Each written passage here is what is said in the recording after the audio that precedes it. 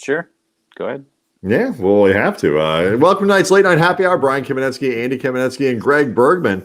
No sign yet of Lindsey Foltin, who is, I think, joining us. I don't know, but we'll find out. Anyway, Greg, you are an adequate person to have in the meantime while we wait for Lindsey. You are a guest. Like to be known as adequate. Yeah, I mean, you are a third person to include in the broadcast. I'm much more excited to have you, and I just want to throw out there the idea of you being Lindsey's boss. If she doesn't show up, I'd like to think this is at least going to be, if not a written write-up that ends up in her folder, her permanent record, that it's at least going to be a verbal warning. Oh no, if she doesn't show up tonight. It's definitely a demerit. Like, I don't actually know what a demerit is, but she gets one demerit. You're going to look it up, then give it to her? Right, yeah. She's going to be on double secret probation. Right. I mean, it just feels very unproducerial for her to have committed to this thing and then not be here. I mean, she wants people to go onto her show, and they are committed. So I figure if she commits to something, she should be here with you guys. I think that's just fair. I think so. I mean, first of all, as a producer, this is a tremendous opportunity for anyone, really. I mean, I just think, when you look at it, like, this is a big fucking deal to be on this show. It really is. I mean, honestly, this is my 4th time on here now, which is I'm in the 4-time club, which is pretty cool. And this is the first time that it was like not the day of. So this was a full week of saying, "Hey, will you come on?" I said, "Yes, that's great." You're in very good company. We almost felt like we were imposing asking you for this 4th time. And it's never imposing. Ever. Well, I mean, you are actually in pretty good exclusive company, because I believe the only people who've been on 4 times, or at least close, you, Ben Lyons, and Mo DeKeel. Oh wow! So I mean, those are good people to be associated with. Already people like Suzanne 2525 asking, "Where's Lindsey?" No Lindsey, people want to know. I don't get to tell you where she is. We are looking for Lindsey. I'm going to DM her very quickly to see if. Yeah, I texted her. I'll try the old DM and see if she's available. But otherwise, she's one of those people who only answers via Twitter. Andy, before we get too deep into the World Series here, you had an interesting exchange with a friend of ours where you declared yourself a broth person, yes. A person who loves broth, presumably, and you said that you don't care, you make no apologies, and you don't care, like, who knows, and you're not apologizing to anyone for that. Is being a broth person a controversial opinion now, or is there an anti-broth crowd that you feel like that's putting pressure on you to apologize? No, it was in reference to his original tweet where his wife told him not to call himself a broth guy, and our friend Eric said, "I'm a broth guy." So I was joining in on him, and really the apology was from his wife's end, because his wife didn't, for whatever reason, enjoy him referring to himself as a broth guy. Greg, are you a broth guy? I mean, who's not a broth guy? I mean, I like soup, so I mean, there's broth in there, so yeah, sure, I'll be a broth guy. There's nothing wrong. I don't see what's weird about that. Yeah, I mean, really, the apology on my end, or the lack of apologies, was more facetious, but also was in specific reference to his tweet. Eric Spiegelman. Me drinks chicken soup made for us by @Trelev. Babe, this is good broth. Holy smokes, this broth is great. Tell Tracy I'm a broth guy. Tracy, who is Trelev. I know broth, and this is excellent. Rena, don't call yourself a broth guy. Me, I'm a broth guy. So I respond to him and said, I'm also a broth guy, and make no apologies for this declaration, and then tweeted the gif of Tobias Funke at that one meeting where he says there's dozens of us. Dozens. So that. Yeah, but I really was making no apology. I was specifically referencing his tweet where he was asked to apologize. I mean, let's be honest though here. For just to follow up with Tracy, I guess, you don't put anything in the broth. It's just straight broth that you're eating. Well, no, there's a word, it's just like they call that consommé. Yeah, the French. Well, I mean, I mean, like, you need stuff inside of it. Well, yeah, but I mean, it's a chicken soup, and I'm assuming it's just broth. No. It wasn't solely broth. I'm making assumptions at this point. I am assuming that there was actual chicken, noodles, vegetables, whatnot in this soup. But Eric was specifically just pointing out how great the broth is, because ultimately the broth is what makes the soup. Like, the broth is really what separates the quality of soup, in my opinion. That's where most of the flavor comes from. Although we have spent a lot of time on broth at this point and said the word broth so many times now that it doesn't really have meaning anymore. Greg Bergman's producer hat just came on going, guys, move along. Guys, move along. Totally different Enough mediums. broth. Okay. It's something like, it's not, there's nothing sexual about it. Like, so he's not uncomfortable with that. Like, no. It's not like borderline racist or sexist. It's, guys, enough broth talk. Let's moving on. You're starting the show with broth again. Get to the phones. Is this a regular occurrence? Get to line 5. Don't you guys remember the air check we had back in November? Get to Joe on line 5. I thought that was a very entertaining air check, by the way. You did 9 minutes on broth. I told you what the else first is time happening? not to start with broth. You're starting with broth again. Guys, there's a bigger story. So the Dodgers win. Yeah. Walker Buehler was amazeballs in this game. Like, there's just like, from moment one, walks out onto the mound, 6-2 final score. No hitter through, what was it, 4 and something? 4 and something, yeah. Yeah, and just, I mean, like, as they say, dealing, Greg. Like, he was unhittable for the first 3-4 innings completely until they like managed to get a hit. Yeah, he didn't put the bat on the ball. No, because it felt like every time a batter was up there that they were 0-2. Like, as soon as they stood up there, like, all right, I'm 0-2. I'm starting off at that point. Walker Buehler is fantastic to the point where there is not one pitcher on this team, period, or maybe even in all of baseball, that I trust as much as Walker Buehler to come and pitch in a game, in a postseason game. He's that good. He never gets too shaky. He just goes out and he just deals. It doesn't matter if he gets into a little bit of trouble and he gets into a bases loaded jam like he did against Atlanta. He gets out of it. This dude is the real deal, a full blown ace, and is going to at one point be the best pitcher in Dodger history. Really? Wow. Yeah. All right. Yeah. Wow. Yeah. Okay, we're going to save that because I looked up some stuff tonight that might actually help Greg with his point, might actually support what Greg's saying. But ESPN Stats and Info tweeted out tonight. Tonight is Walker Buehler's 11th postseason start, and he struck out at least 6 in all of them. He extends his record streak of games with 6 Ks tonight.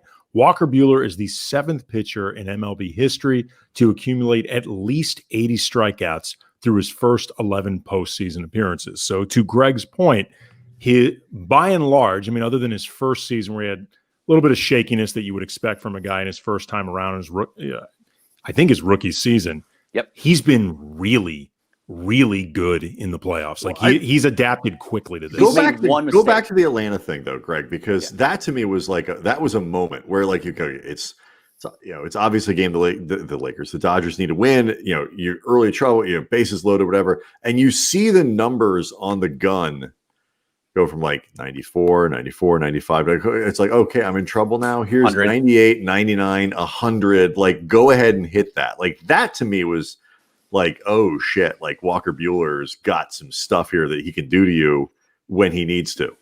Yeah, if you could look, just go besides that, but go back and go look at his stats. Go on to Baseball Reference and look at his stats. He's had one bad game in the postseason. It was against Atlanta in his very first game. He gave up a grand slam to Ronald Acuna Jr. And since then, he's been lights out. But going back to your thing about how he got it, that was a moment. That is the type of guy that you need when you have bases loaded. And I think it was nobody out. It was either nobody or one out, and he got out of that. Nobody. It was bases loaded, nobody out, and he got out of it unscathed at that point. I think he only gave up the 1 run before all that, but it doesn't matter. Whatever had happened in that situation, he got out of it, and they won that series because he got out of that situation. And so when you're in those types of moments, those pressure-packed moments, if you can come out clean, that just shows you what type of pitcher and what type of guy you are. And he's shown it game in, game out in the postseason. There's nobody I trust more. Yeah, his postseason era for these playoffs down to 180, 1.80, 25 innings, giving up just 5 earned runs, 39 strikeouts. Teams are now hitting a $196 against him. And what's really, I think, impressive, and fingers crossed this will be the last we see of it in this World Series, but he's getting better with each round. Like his worst showing in these playoffs was against Milwaukee.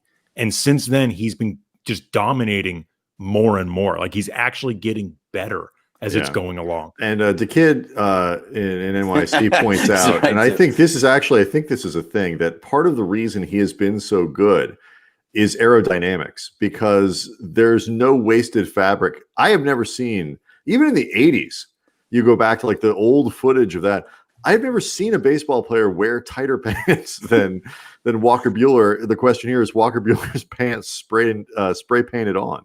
They're getting tighter and tighter as the games go on. It seems like I didn't remember them being that tight, like during the season or in the opening round against Milwaukee.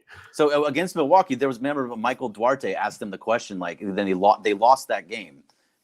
And it was they lost. So awesome. It was against Atlanta, and they lost the game with Walker Buehler. And he goes, "Hey, so what's going on with your tight pants?" And he goes, "Michael, now's not the time." Well, he said to him, Walker Buehler's pants are trending on Twitter, and just not the time or place. Which, by the way, Walker Buehler was correct.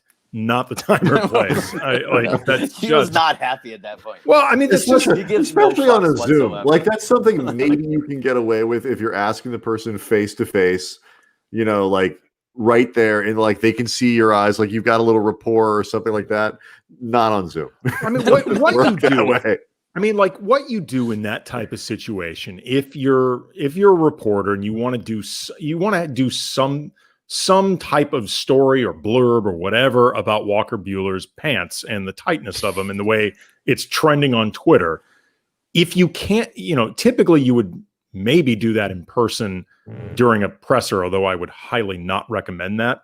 What you do is you wait for Walker Buehler as he's leaving, hopefully cooled down a bit. And you say, look, I mean, I just want to ask you quickly about something that's kind of silly, whatever. Or what you probably should do that's even better, go to somebody with Dodgers media relations and say, look, this was happening on Twitter, and I'm hoping to ask Walker about it because it's kind of funny. I know tonight is not the night. Would it be possible for you to get me on the phone? Right. Can you get me on the phone with him like tomorrow? No, you don't. Or the next. You don't ask to put Walker Buehler on the phone so you can ask him about his pants. No, I meant in this age of Zoom. It's a bad move. You just wait until he wins a game and then you ask him about his pants. Walker Buehler after a win, probably much more amenable to answering questions about his pants. He'd laugh about it. Like, come on, you guys have had to have asked stupid questions. What is the worst question that you guys have asked somebody? Like, did you ever ask Kobe some stupid question that he's like, Brian, what are you doing, man? Andy? Oh, yeah. Okay, there's who wants to go first? Well, I mean, there's a time. The worst questions you ask are the ones where like he just doesn't ask. Like I had one where Kobe's like, what is your question? Like, what the hell is your question? Where we kept that as a drop. But it was literally Kobe's reaction. What the hell? What the hell's the question? I rephrased it, and then he answered it because it was a little convoluted the first time. But it was one of those situations. We asked Kobe questions for a decade. Of course, we asked him dumb questions. Kobe actually one time Kobe actually, and this was not even a stupid question in the way I was specific in my wording, but it was very funny. It was right after. It's actually I've written about this before. It's one of like my favorite interactions with Kobe ever. It was right after Lamar Odom got named sixth man heading into the season 2009, I believe it was. And Lamar was outwardly unhappy. Like he was pissed about this. He said that Phil Jackson, he would be coming off the bench. He didn't want to do it. It was going into a contract. It's going into a contract year. He actually said Phil Jackson had lost his rabbit mind. Like that was his exact quote. Yeah. Rabbits or rabid? Rabbit. Oh, rabbit. Like the little furry animal, yes. The rabbit. Yes. Rabbit. And what does that even mean? Rabbit. Don't know. Didn't know then. Don't entirely know now. That Lamar was pissed at Phil is what it meant. And he said that Phil must have fallen out of bed and hit his head that morning. Like he was mad about this. And Kobe afterwards was asked about Lamar's reaction to this and Lamar coming off the bench. And Kobe said that he thought this actually could be a great role for Lamar and something that he thought he'd really enjoy. You get to run your own unit. You get to actually have more of your fingerprints on the game, in those moments than he might as a starter. He's like, Lamar's still going to close games because he's still one of our most important players. He's like, this is something that I actually think that if Lamar kind of wraps his mind around, he'll actually really enjoy it. And Kobe was correct, because Lamar, being Lamar, eventually agreed to it because Lamar was just a consummate teammate. He ended up winning Sixth Man of the Year a couple years later. But I asked Kobe, and I was really specific in the way I asked this. I said, could you ever imagine yourself at the end of your career playing a role like that? And he looks at me and goes, that's the dumbest question you've ever asked me. Come on. What was Look great, who you're talking to. But what was great about it, though, is I don't think Kobe was in any way being insincere about LO. I think he was being completely genuine. It's a good role for him. Right. Not me. No, in hell, I'm doing not that. Kobe. No. For off the Lamar, bench. it's fantastic. Go fuck yourself. I'm not doing that. He could be 45 and still playing. Right. And be like, no, I'm starting. Starting or not playing. Right. I don't actually think it was a stupid question, but his response was hilarious. Look, I get the reason for asking the question, and I think it could be a good question. He obviously was right in saying that was the stupidest question you've ever asked him. It was great. I mean, and then after the scrum ended, he and I talked a little bit. He's just like, come on, man. He's like, what am I supposed to say here? Yeah, I want to come off the bench at the end of my career. He's like, you've been around me there long are guys enough. who are like, I mean, Vince Carter, like people, if you want to keep playing.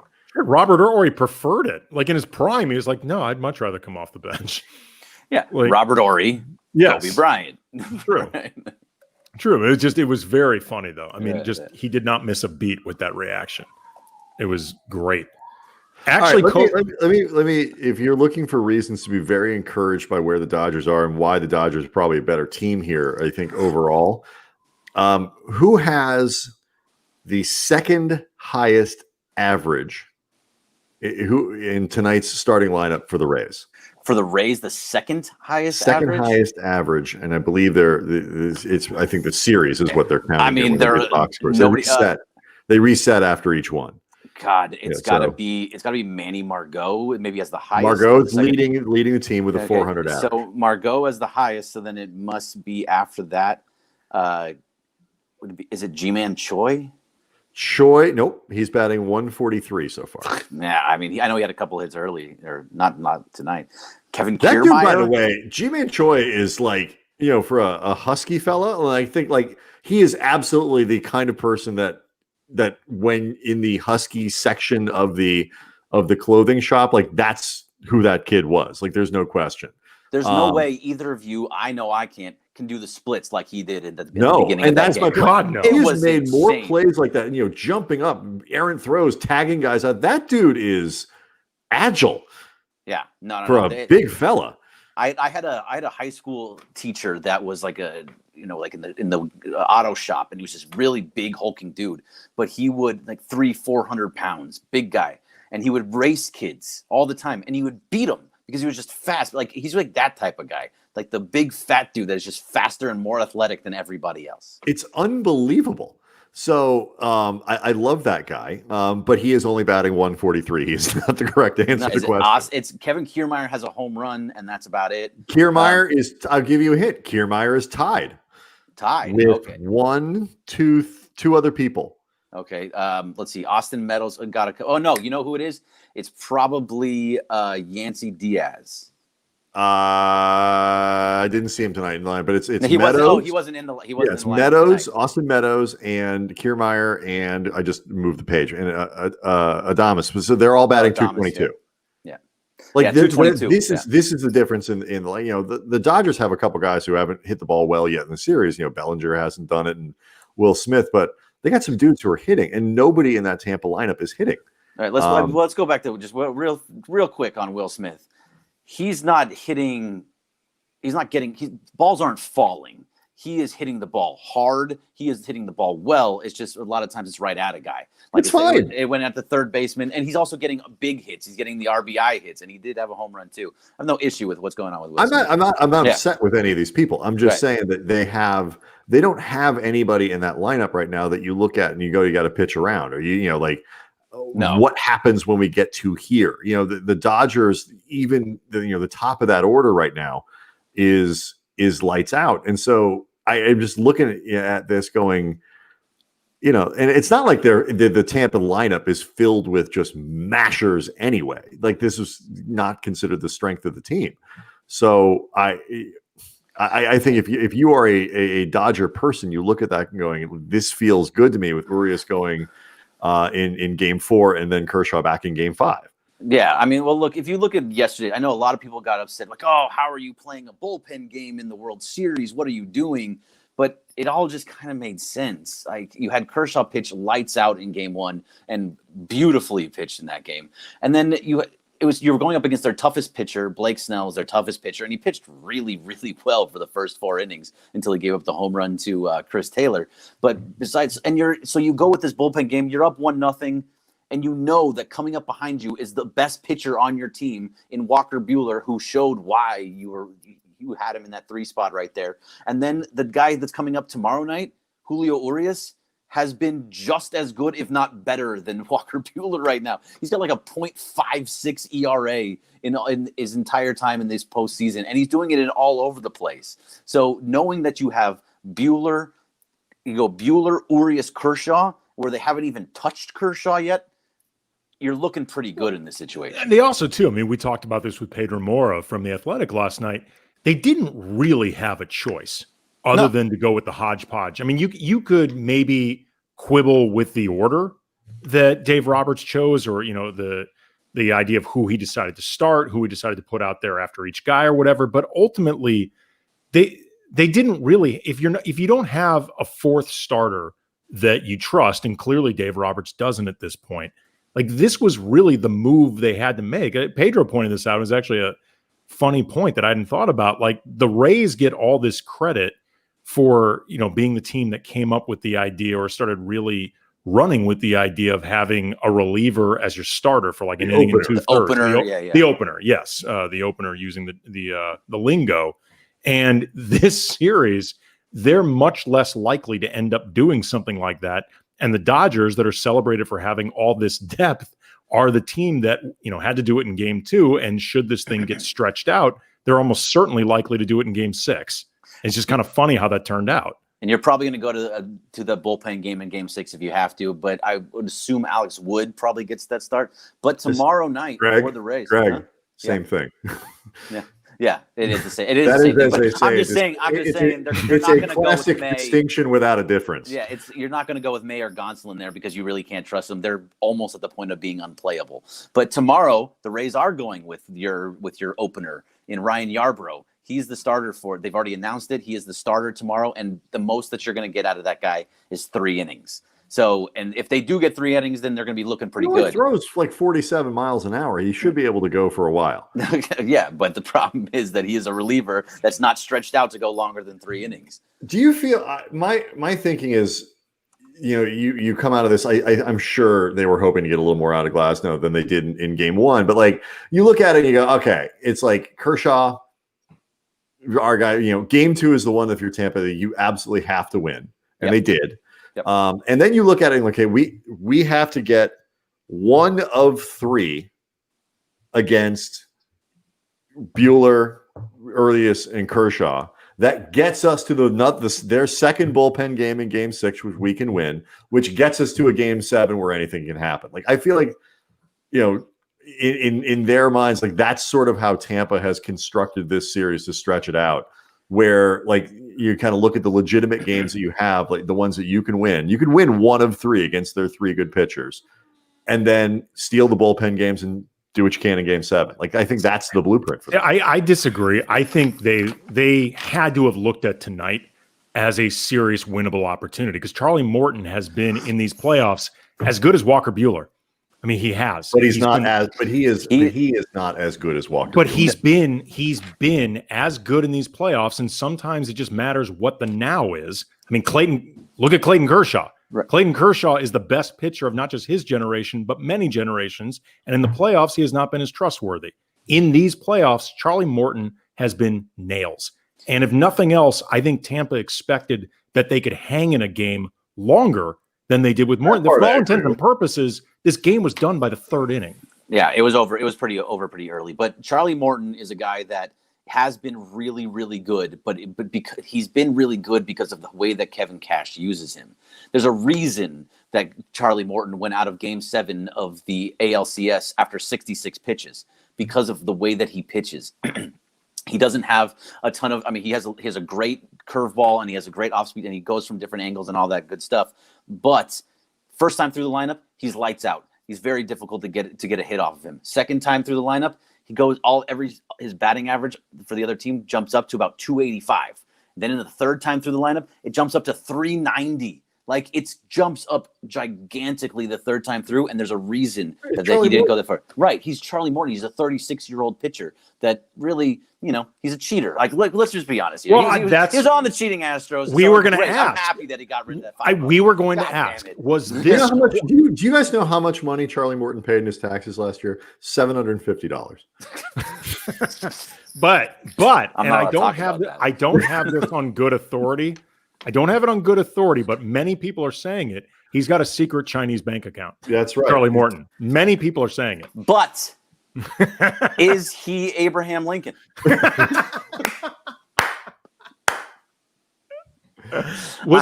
Morton has done more for baseball in Tampa Bay than any president since Lincoln. I think it's absolutely 100% not debatable. Was this quasi revenge? Was this revenge adjacent in your mind? I mean, I don't think that they were even really thinking about it. I think the fans, it's quasi revenge for the fans, but it's not so much for them. I think they're all past all that stuff, and it wasn't the Astros. He was in Game 7. Yeah, he pitched 4 great innings in Game 7. I'm sure maybe there's like afterwards they're like, hey, we got a little piece of him. There's a little bit of that, but besides that, I don't think they cared one way or the other. Do you think Charlie Morton slipped an extra $15,000 to Kershaw's charity at some point, anonymously donated to help build a school in Africa or whatever? He says he didn't know, so yeah, How do you not know? Because he was in the bullpen the whole time, obviously. Oh, for God's sake! I mean, no, we've all worked in an office. We've all worked in an office. You cannot keep workplace secrets. Come on, man! Like, he knew. There's no way he didn't know. There was that little extra bit that for us fans that were like, yeah, all right, 5-0 on you. That's exactly. You would only give up 1 run the entire postseason, and we put 5 up on you. Take that, you little bitch. Sorry. There you go. There you go. I'm allowed to talk like that on this. That's right. You're like, this thing isn't being broadcast, right? Right. This is nobody can see. No. This is no. Did I even mention we're back on ESPN? Surprise! That's our fault. And that's the end of me. I'm gonna get going, guys. No, but this means you're available for next week. So great. Right? Yeah, exactly. As things continue developing, how far does this go? I mean, do you get to Kershaw in Game 5 with a chance to win the series? Do you think?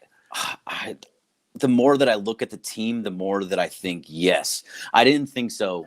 Originally I said Dodgers in 6 because that just kind of made the most sense. They're still a really good team. They got there for a reason. They do hit the long ball very well. They're not much of a small ball team whatsoever. But the way that I'm seeing this series, Game 1 and Game 3 happened for a reason. They knew how to. They went back to who they were are. On a schedule.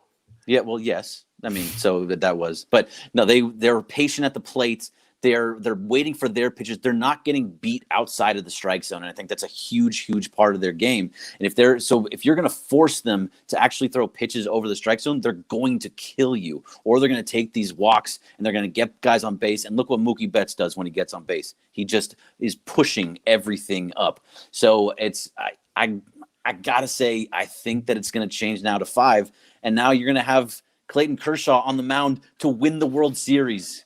I'm glad you went there because when he pitched so well in Game 1, my hope, like my strong hope, was for the Dodgers to sweep this thing because I wanted Kershaw to have this opportunity where he had a great World Series and frankly he's pitched very well in this postseason. You remove that 1/6 inning. That 1/6, he's been really good. As good of playoffs as he's ever had. Right. He has been really, really good. And he's had a really good season on top of it. It's just been a really good year for Kershaw. And I love the idea of potentially having this opportunity to end on a high note with the Dodgers getting the World Series and this cloud just being lifted from him. But there is potentially the opportunity to ice the thing, to actually open and close it, and be the only starter for the Dodgers to go twice and pitch really well twice in finally getting that cloud over and finally delivering that World Series. Because like we talked about before, the Dodgers just need to win a World Series for this to go away. As long as Kershaw isn't somebody that they have to account for, or they have to offset Kershaw. At the very least, it mitigates it some. Right. I mean, it goes away. Like I feel like in a lot of ways it goes away. Maybe not for everybody, but for a lot of people it will. And again, he could absolutely just nail the coffin shut when it comes to this situation. But if for whatever reason it doesn't work out in Game 5, then this stuff could hang over more, and I would just like to see it end. Yeah, I would. Everybody wants to see it end, and I think most people in LA, I think most baseball fans will be like, "All right, he got his ring. We got to back off him a little bit." There's going to be those guys that are just Twitter warriors that who these people are. Like, well, this is what the happened question. in that This game is a question six on the board from Intermary. Like, can one great World Series erase years of faulty pitching in the postseason? I think erase is the wrong word, but Greg, it softens it. It makes it so like you have come through. Like, it doesn't mean that other stuff didn't happen, but you have the thing. And I know I'm a Kershaw lover. I'm going to completely admit to that because I love Kershaw. But if you go back and you actually look game by game at all of his postseason starts, it's there. He pitches really, really well.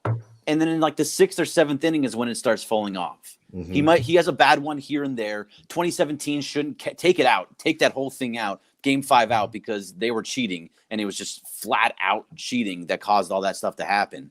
So if you take that out, then there's just innings. All comes down to a certain one inning here or there. And also, it comes down to context too, because there were a lot of times where Kershaw was out there where he really shouldn't have been. Like he had pitched enough. He should not have had to be out there more.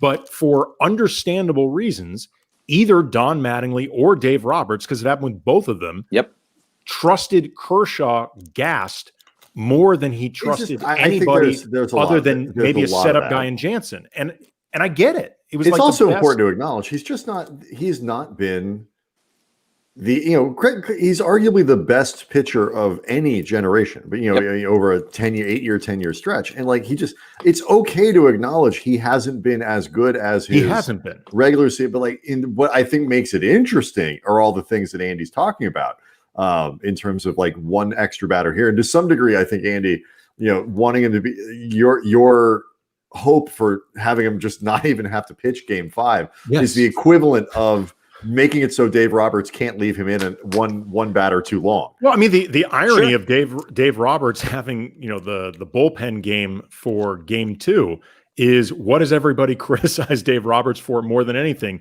Can't handle a bullpen. So that's like a setup where the entire game is Dave Roberts' perceived weakness. Like dealing with all of these pitchers that, all things being equal, he doesn't want to use any of them. If anything, I think Dave Roberts has actually had a really good postseason this year. He's taking guys out early instead of late. So even if maybe he's pulling some of these guys, except for Kershaw against the Braves. Well,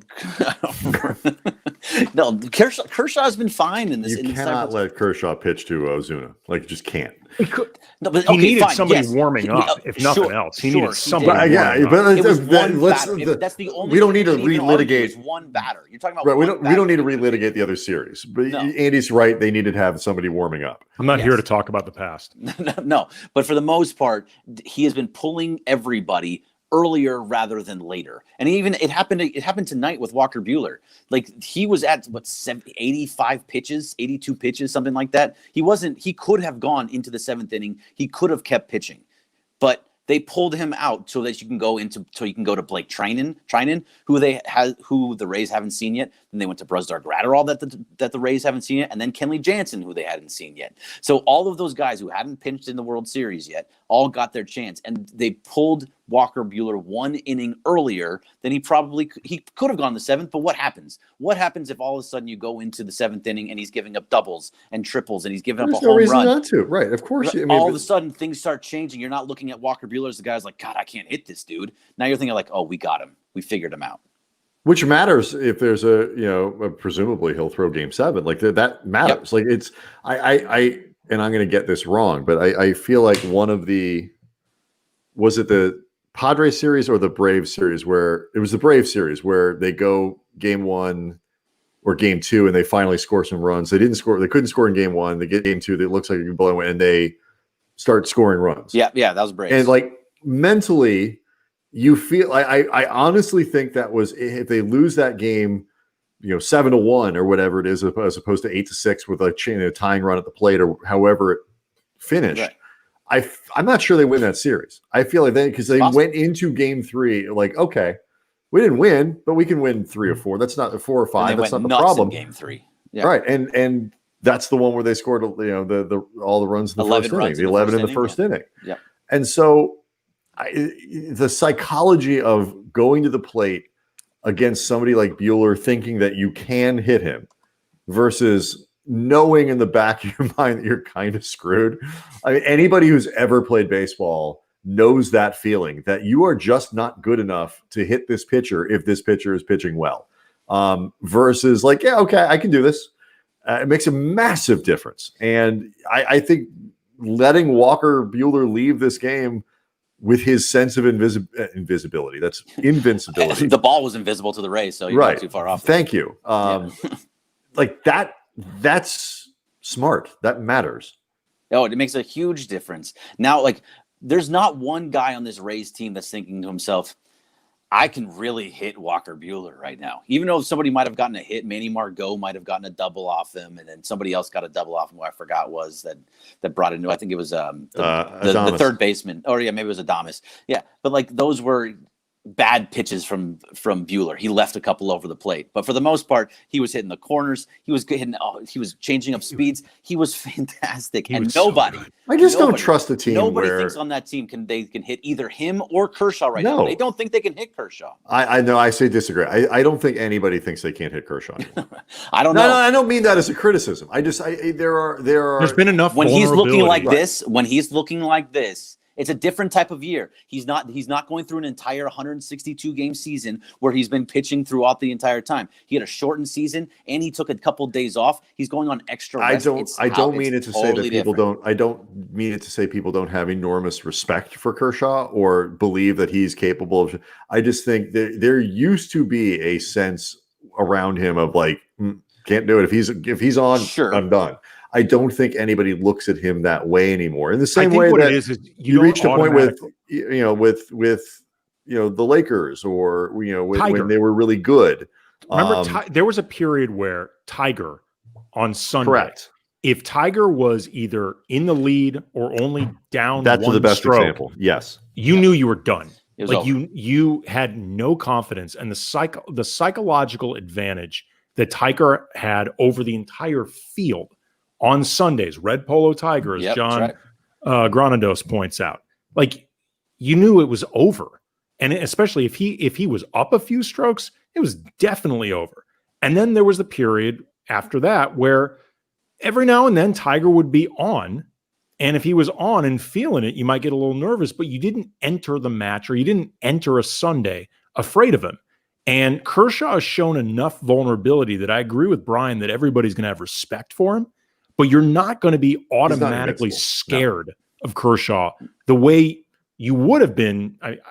I mean, several years ago, except there have always been these playoff struggles. But I think you understand what I'm saying. Yeah, I don't think that I'm not trying to say that he's Kershaw from 2012. That's not who the guy is. He's a totally different pitcher now. He's not throwing 95 miles an hour and hitting his curveball like perfectly. But he is a pitcher now that can hit his spots. And the way that he was throwing his slider in game 1 and the way that he was throwing his fastball to offset the slider and the curveball made a huge difference. And what you're going to see also, you saw he was throwing 93, which that's a high velocity for Kershaw right now. Well, I think it helps. He's dealing right now. But he only needs to pitch 5 innings. Right, Like but he doesn't. No longer are they in a position where they're even really going to ask him to go 6 or so. Like if he finishes the 5th and he's sitting on 58 pitches, okay, fine, go pitch the 6th or start the 6th. But chances are he won't be. I think if they get 5 innings and he's at 70 pitches on what is that Sunday? On Sunday. Then he's going to get pulled, and that'll be the end of it. Like, and he knows that, so he can throw a little harder. He can do a little bit more because he knows he doesn't have to go to the 8th inning. Yeah, I mean, for the most part, yeah. But over all of this, we can go back and forth with all of it. But here's the thing: how great would it look to see Clayton Kershaw standing on the mound with both his arms raised up high in the air that he just won the World Championship, complete game, the World Series? You know what you do? No, what you do is you put him in like left field, and then let him pitch the last batter in the 9th. Right. You can't take him out of the game. But think about this: we've seen how many times has the camera cut to him in the dugout with his hands in his head in his hands, or looking down and looking so dejected and awful over and over and over again. And now on Sunday, to possibly have him being elated and happy and being Clayton Kershaw with his arms in the air, it's going to be an amazing feeling for him and for all of LA. I am about to say something that Andy and I constantly mock fans for, because they always say, guys, we can't get ahead of ourselves. And again, we're fans, we're observers, we're watching it. We can do whatever the hell we want. It doesn't matter. Right. We can plan parades for the next 6 years. It doesn't matter. But I am a little bit worried about jinxing this whole thing by speaking in such happy terms about what. I mean, Greg, have you figured out Kershaw to be the winning pitcher in Game 5? Have you figured out the angle that you want him photographed on the mound? Are you thinking from his left, from his light, straight on? Yeah, it's a little bit off to the side. It's not a straight on shot. It can't be straight on. It's got to be at a little bit of an angle so you can kind of see the background and see the board where it has the score. You really give yourself the full screen here, Greg. Yeah, to really turn your body as needed. Oh, you can see my Rojo Chingon shirt for Justin Turner. Nice. I mean, again, we could have. This is what the shapes are for Quad Box, but Lindsey isn't here. Yeah, Lindsey. At this point, I'm going to say she's not going to be here. I don't think she's making it tonight. But I mean, I'm getting ahead to Sunday. Girls run behind, scheduling wise. I'm starting to agree with you. Yeah, but I'm getting excited. I'm moving right past that. I'm getting excited for Sunday because I trust Julio Urias. From everything that we've seen from Julio Urias in this postseason, I trust that he can go 5-6 innings, and you saw nothing from Blake Treinen except for what did he get, like 10 pitches? I don't know the exact number, but it was a low pitch count. Brusdar Gratterall had a really low pitch count. Even Kenley Jansen had a pretty decently low pitch count, despite the fact that he grooved one right over the plate for a Rosarena, but. He was still. That was funny because that was an example. I think of like you talked about Kershaw throwing harder. Kenley was throwing hard tonight. 95 three times. And I think that pitch to Rosarena was one where he threw too hard, and it flattened it out. Like he didn't get the movement, kind of humping up a little bit. It was a cutter that didn't cut. Right. But I think if he throws too hard, I think that's what happens. Yeah, I mean he was getting those. He had 3 balls of a 95. That were cutting, that were moving. It was pretty incredible. I was like, whoa! Did you just throw 95? It was pretty crazy. It's funny, Greg, that you were mentioning the trust that you have in Urias for tomorrow, and this is something Brian and I have talked a lot about, and he's heard me bring it up a lot, and I think I've talked about it with you in the past. I've always been fascinated with I guess sort of the evolving arc with Julio Urias, because for a few years. I've always questioned whether or not they would actually trust him to start these type of games, because they always talked about him being that guy. But when push came to shove, not only wasn't he starting, he actually was being used in a pretty limited way in the playoffs. Like the last couple of years, he's been kind of an afterthought. And this year, you've really seen him be the guy that they were hoping to be. He's pitched in these last couple of rounds like these very high leverage games. Game 4 of the World Series. This is a big deal, and I've always wondered when that moment was going to come, and occasionally questioned that it would ever come. And it's just interesting to see it finally arrive and him being really ready when it did arrive. Yeah, I mean, he very easily could have turned in and kind of did turn into that Kenta Maeda type of role where you were a starter all year long. But then when it got to the playoffs, well, we kind of are full up on starters. So you're going to be a long guy out of the pen, or you're going to pitch an inning out of the pen. And it just didn't turn out that way. They did use him a couple times obviously out of the pen. In Game 7, he was fantastic in the last 3 innings. But they're trusting him. He went 5, and I think he gave up 1 earned run against Atlanta in his game against them, a game that they won. He was 3-0. He's 3-0 in the postseason right now. The guy has just proven that he can be a lights out pitcher. I just question whether or not they would actually trust him to do so it. much of this. Yeah, I mean, I'm it's happy just that they did. is the context of like his career. And I'm sure I'm going to get some details wrong. This has not been my beat, But like you go back to 2016, he's 19 years old, and so like the Dodgers are obviously going to be very cautious with just literally how many innings they let him throw, and the situations that he's going to be put in. And then he's got he got hurt, right? And then so they were cautious about that. And then he's coming back, and then he was out for a year. Right, he missed a year, and then but they're cautious when he comes back from that. You don't want to start. They're almost restarting the clock on him in terms of just kind of letting him pitch. And he's still is only 24. Like it's crazy that we're like, he's still only 24 years old. He's, now 2020, you ended up a season where they let him start games, but they only played like 60 of them. So like, there's just been no rhythm to his career at all. And I think that contributes a lot to it. It's like there's never been that inning where he threw all year long, where he was in the starting rotation, he was the third starter all year long, and threw 174 innings and was your guy, and you could just give him the ball in the playoffs. It's never come up that way.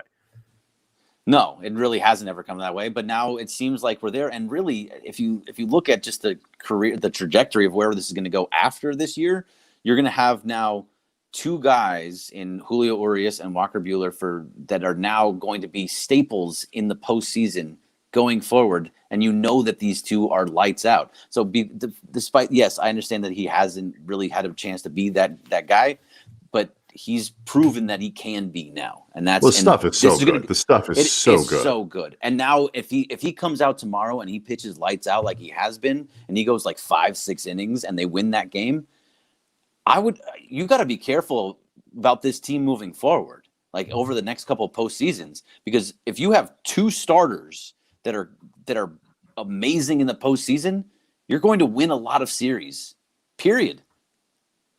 Yeah, no, this is, I love, we've talked about the Lakers window, and it's like, oh, Lakers windows here a little opener perhaps than people might have thought, like with, right. An aging LeBron and so on and so on.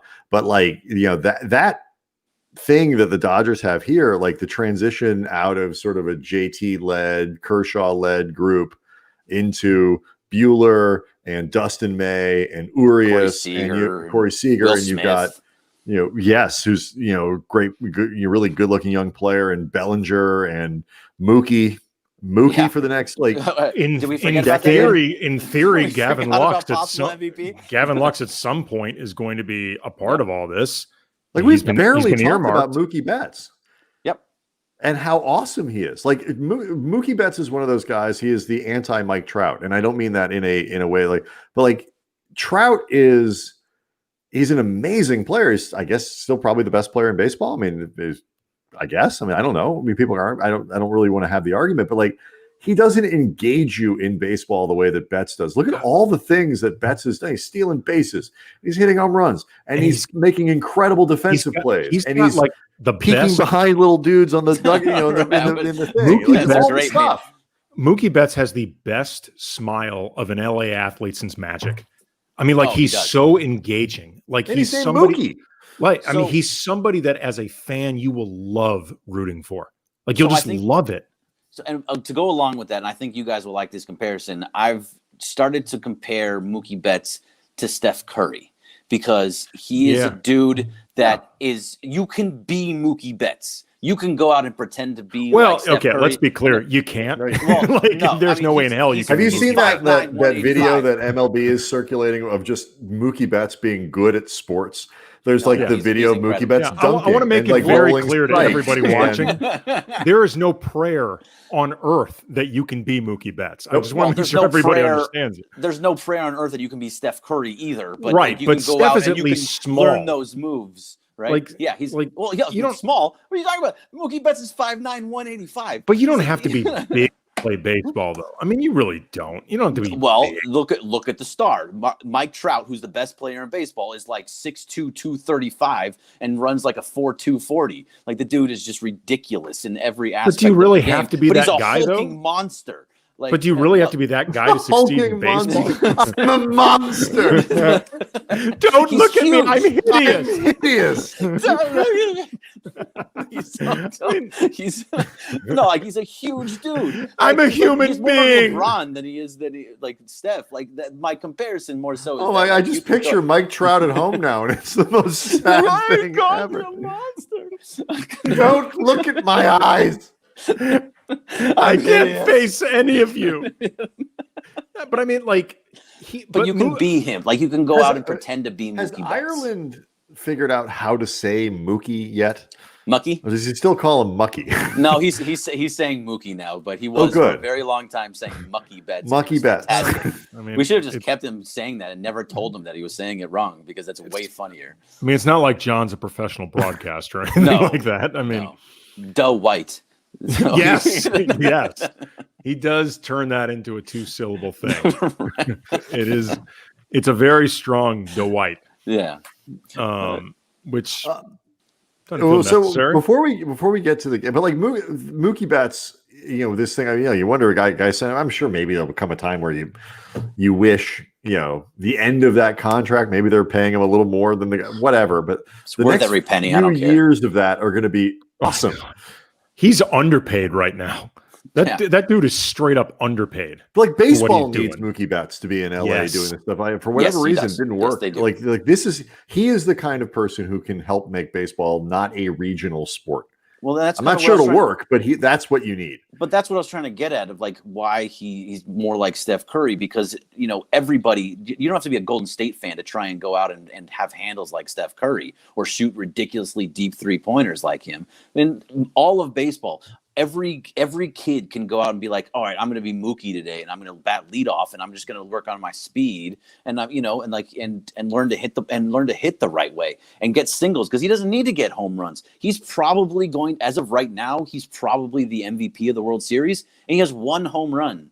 I mean, and that's not even his game is not even getting home runs. So I think that's the type of thing that baseball itself needs is a guy like that in Los Angeles. In Los Angeles, being a guy that, and this is the way that John Granados is saying it, like is all about personality. You love this dude, and there's nothing about him that you're like, hey, like I don't know about Mookie in that sense. Like he's just a good dude. My wife is a big time Dodger fan, but she doesn't really follow baseball other than the Dodgers. So I don't think she knew who Mookie was when the Dodgers traded for him. And she asked me, like, is this really this big a deal? I was like, oh yeah. This is a huge, huge deal. It took her like literally 5 minutes of watching Mookie to fall in love with him. Like, and that's most people. Yeah. I mean, she's on the biggest stage in the world. Yeah, in the World Series, actually filed for divorce from Andy. Right? Yeah. Like, I don't blame her. No. I mean, I got to be honest. Looking out for my kid, it'd be better for and like my kid's lifestyle. Yeah. I got to be honest. If she can get with Mookie, if she can make that happen, I would be irresponsible as a father to stand in the way. Yeah, but like still, like you look at you're right not to. But if you look at Mookie and like stealing bases in the World Series on the biggest stage around the country, everybody watching because there's nothing else that's really on right now. You're not. I mean, college football, like come on. So it makes a difference. Stealing 4 bases in the World Series in 2 games. That's a big deal. Pretty good. Like that's not a small feat. Poor Taco Bell. Right. No, yeah, game one. Bye. Before we get to the game, there was one thing I wanted to point out, just because I actually did some digging and some research, and also it speaks to what Greg was talking about earlier with your contention that Walker Buehler could end up the best pitcher in Dodger history. He could, which saying a lot, and it would mean that he is better than Clayton Kershaw, the potential greatest pitcher in Dodger history that preceded him. I was looking up some info and some stats on Buehler compared to Kershaw. Buehler just turned 26 this season. And when I was looking at Kershaw at age 26 that season, by then he had won his third Cy Young, and he was named MVP that same season. He had also thrown 1,377 innings by the time he turned 26, like that season.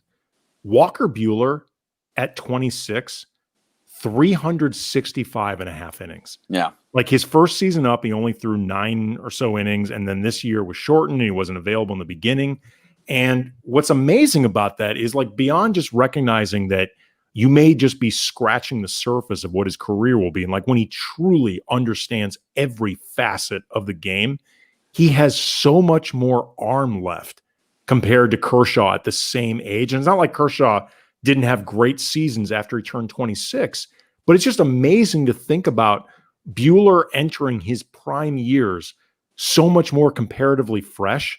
Like, if, according to Baseball Reference, if you combine big leagues, minor leagues, his time at Vanderbilt, he, not counting tonight, he's thrown 742 innings in his career. Again, that's like a little more than half of what Kershaw had done just in the bigs. Like, it's crazy. It speaks Different to world, man. Yeah, but it speaks to what could be in front of Buehler. To Greg's point about how great he could be. It's a preserve. It's in the length, because the guys just they don't pile up innings the way they used to, and they never will again. Like, these Bob Gibson seasons where he pitches, 42 starts and he completes like 37 of them. These just absurd numbers that people used to put up. I mean, forget the old Hoss Radburn era. But like even just as recently as the 70s and 80s and stuff, like just the amount of innings that guys would pitch. The odds, it's not even, Andy, like you're saying, like what it could be, like the longevity, the idea that he could be a dominant pitcher deep into his 30s because of this is impressive.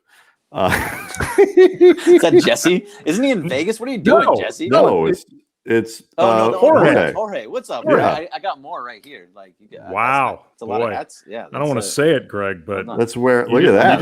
now we know where all the the hats. Where Greg's management bump went. And you know what? A little bit straight into hats. Most of those hats free. Like his cable. Right. No. Remember, we went through this. That is over. I pay for. He actually uses the hats to get satellite. Like, so he's got them hooked up somehow. Yeah. He used to barter for illegal cable through hats. Hats. That's right. Yes. I'll give you my Los Angeles Sangra Azul hat for the HBO HBO Max. Yeah, right. All right. So before we get to the game, I do want to mention the final results of yesterday's poll. So we talked a lot with Pedro Mora of The Athletic about Tony Gonsolin and him being a very, very dedicated cat person, which is why I thought that basically that led to his failure in game 2, because I don't trust cat people. Nope. I think shouldn't. It's the wrong idea. It is. And so we put up the poll. Who do you trust more, a quote dog person or a cat person? Greg, you want to take a guess at the final results of this poll? 95 dog to 5 cat. It's not quite that bad. 86% come down on the side of I trust a dog person more than a cat person. Not far off. No. Cats are getting a bad rap, man. Interesting follow-up, though. Yes, they do. Yes, they do. I have a dog and a cat. I'm an cats expert. Are terrible animals. What I would say, Andy, to you is you need to pick a lane.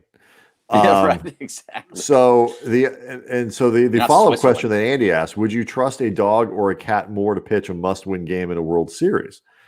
The actual animal itself. Oh, that's different. It is. Different. I think a cat is better. No, absolutely. I would choose a cat. Cat don't give a fuck. You're going with that guy. Right. Exactly. Plus, And a cat's paws are better equipped to actually grip a ball. A dog can't throw a ball. No, they would be all over the place. They'd be So I throwing with think their mouth. America got it right. Who do you trust more, a dog person or a cat person? But America got it wrong on the next one because they chose dog to actually pitch the game. They're not thinking this through. That is a terrible mistake. No, they're thinking of like Air Bud type stuff, like out in the outfield. No. It's totally different. Catching a ball is different than throwing a ball. The cat is the one that you want on the mound. Absolutely. I don't think that's a genuine compliment he's leaving. I think he's teasing us. No, Jorge, never. That's our dude. Jorge's our dude. I love that guy. All right, so this is a very fancy show, Jorge. All right, so we're going to play this game, and this was inspired by Lindsey Foltin, who ended up not here tonight. But can we text Lindsey, her the questions? No. If she's not going to be here, she doesn't get to play. Well, it's actually this is like the third, like it's the third version of this game removed because it was originally going to be for Lindsey Theory, who's going to join us and had to reschedule. And then now Lindsey Foltin, who is going to join us, and I presumably reschedule. And now there's just no Lindsey's. Right. We're just going to play. Lindsey Theory, to be clear, had a very legit reason. Right. Lindsey Foltin, TBD. Right. Might have been legitimate. It might have flaked. Could have been like Clinton. Clinton fell asleep. Just exactly. Clinton Yates did fall asleep one time. Which I don't blame him because Clinton Yates does more. Clinton Yates is hustling out there more than anybody I know. And also, probably Brian, got tired. Brian, I once fell asleep and missed the beginning of my own show. So come on, man. No, it really did happen. I did. And this is back when only I could start the show. Yeah, like now Andy can actually start the show technologically. Andy can do it.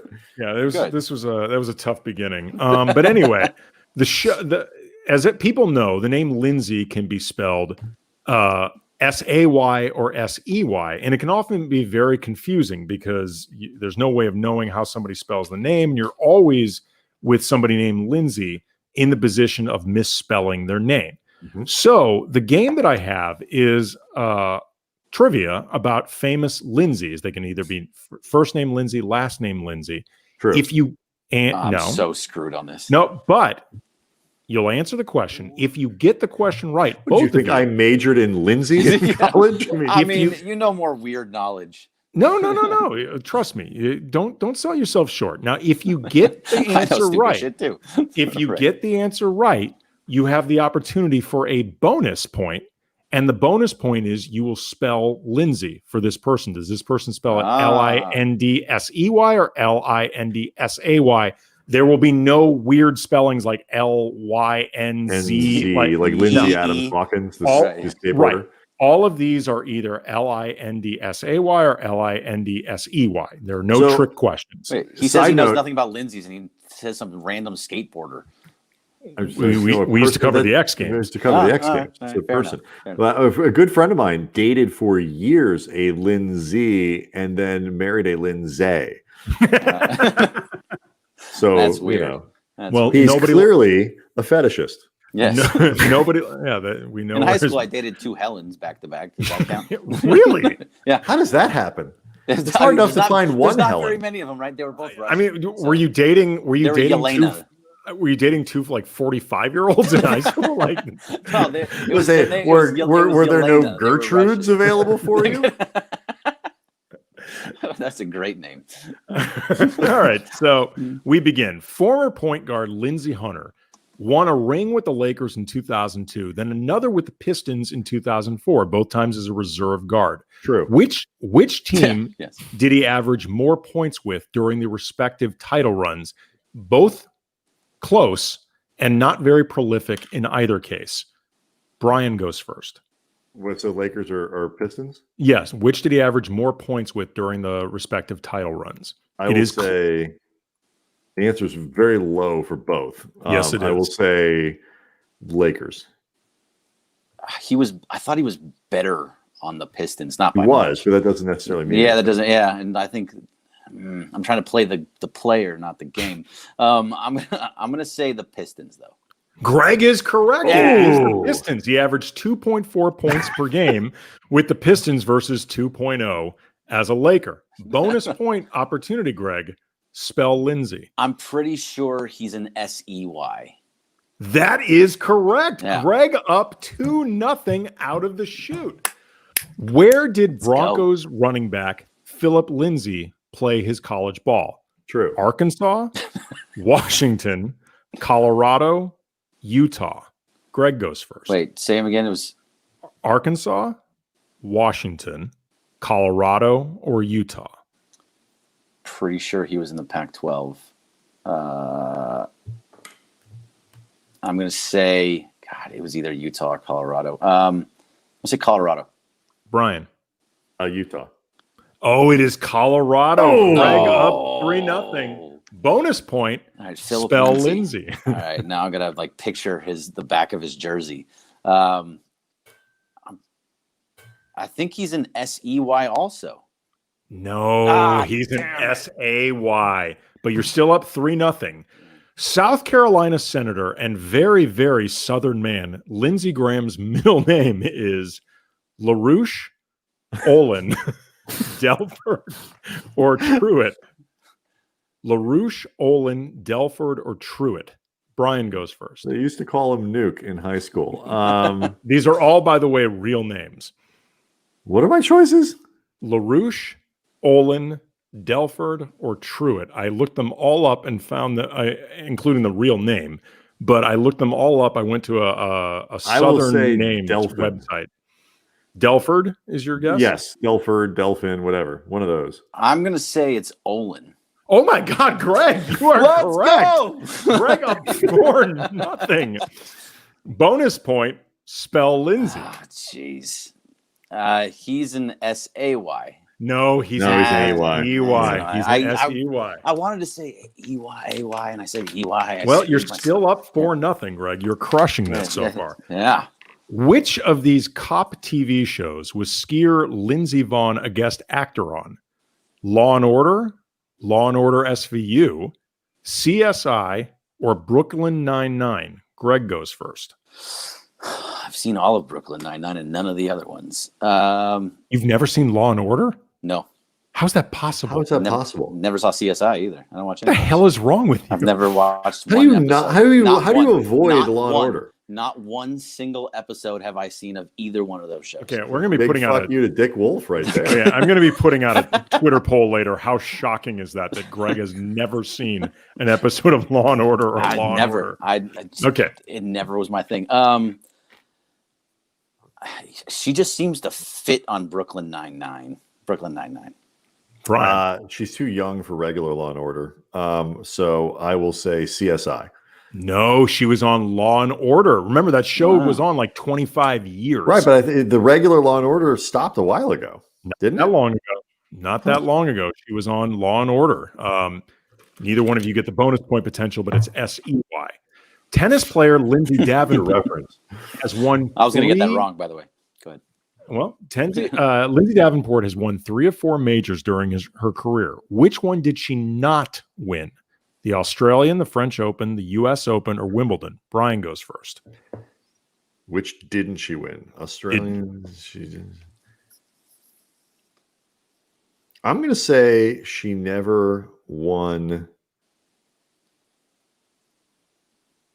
the French. See, that's where I was going to go. Nobody ever wins the French. No, that's exactly what my reasoning was. Nobody ever wins the French. So I'm pretty sure she won Wimbledon. I'll say the Australian. Greg is on fire. She has never won the Australian. Greg up 5-0. Still time. Bonus point. Time, Lindsay. You can do it. Bonus point. Lindsey Davenport is an SAY. No. You are correct. Yeah. Greg is up 7-0 right now. 7-0. She's been to the Australian Open 6 times, but never won. She's the Susan Lucci of Australian Opens. Longtime Fleetwood Mac guitarist Lindsey Buckingham and singer Stevie Nicks were famously an item in Fleetwood Mac and then had their high-profile breakup. They also attended the same high school. True or false? Greg goes first. True. I need to make up some ground here. False. You should have made up some ground by saying true, because it is true. Greg up 8-0. Ground this way. Yeah. Spell Lindsay. SEY. Greg. Yeah, let's go. Greg Let's up. just shut it out. Greg up 9-0 in this game. Lindsey Foltin, who was supposed to be a guest tonight, on her Twitter bio describes herself as a true crime junkie. Which of these true crime movies was nominated for Best Picture at the Oscars? In Cold Blood, Foxcatcher, American Hustle, or Zodiac? Brian goes first.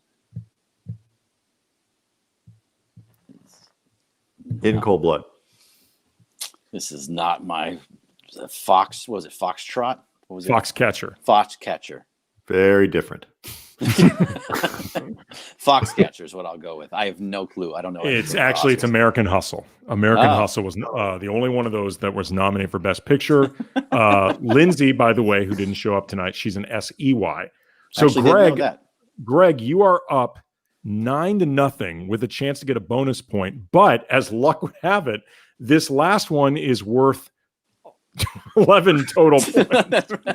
Oh, no. We got 2 more. I'm sorry. So my apologies. Oh, it's not there yet. Lindsey Foltin on Arrested Development, Portia de Rossi's character, was known for getting involved with trendy causes without any real passion or intent to see them through. Which of these causes did she not take part in? Oh, I better get this right. Anti-circumcision, preserving the wetlands, saving koalas, or pro-Second Amendment? Brian goes first. I think it's the koala thing. Well, I got to say something different, right? The wetlands thing I know is say whatever you can say whatever that's you the want. one I know. The wetlands for sure is right. I'm pretty sure she did the anti-circumcision too. Yes, that one feels familiar. Yeah. What were the other two? It was the other two. Saving the koalas or pro-Second Amendment? And pro I think Second Amendment. I'll go with just so it's different. I think it's the koala thing. Because it's koala. I think you got that from woke. Yeah. No. Yeah, I thought it was the koala one too, but I wanted to do something different. You know, actually, I didn't get that from woke, but maybe subconsciously I did. Yeah. Maybe I did. We interviewed a few weeks ago the creator of the show Woke on Hulu, Keith Knight, the great cartoonist. It's a plot point from that. Okay, so Brian, you're finally on the board. Bonus point: spell Lindsey for Lindsey Foltin. I'll say EY. Oh, it's an AY. Sorry. I've never seen Lindsey Foltin. I've never seen it written out. Yeah. Right. Now, 50-50 shot. So Greg is up 9-1, but as luck would have it, it's worth 9. No, it's actually worth 8 with the so make 12. It 9. It's worth 12. Right. She's trying to make sure that the bonus point. 37,422. I'm trying to do the math with the bonus point. Which is final question? Which is Lindsay Lohan's highest grossing movie domestically? The Parent Trap, Mean Girls, Herbie Fully Loaded, or Freaky Friday?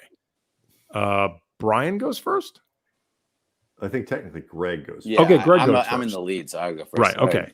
So it's Freaky Friday, Herbie Fully Loaded, Mean Girls, or The Parent Trap. Oh, it's either The Parent Trap or Mean Girls. Mean Girls was the bigger movie, but domestically, I think you might be messing. I'm going Mean Girls. You know what? I'm going Mean Girls. Brian. It's to me. Yes. I lost my mic. Okay. Yes, it's to you. I said Mean Girls. I can't read that. Hey, he wrote down Herbie Fully Loaded. Unfortunately, you are both wrong. It is Freaky Friday made $110 million domestically. So Greg, with an absolutely curb-stomping victory, 9-1 over Brian. Just an absolute bloodbath. Like the Dodgers versus the Rays right now. That's what's happening. I thought maybe it was a trick question. No. Herbie, Andy. Herbie Fully Loaded. Was a terrible, terrible movie that it really should is. ever watch. But see, I thought maybe what was the answer? The answer was Freaky Friday. Yeah, $110 million domestically. As Jay Franco G points out, Greg knows his Lindsays. That's right. That's right. But I only knew the EYs, not the AYs. Well, actually, what we really learned is that Greg knows his Helens. Right. I did know my Helens. He knows his Helen. I mean, does it count that they were Yelenas and not actually Helens because it was Russian? Were they both Yelenas? Yeah. Wow. Now we're getting real specific. Yeah, That that's is- right. This is some good.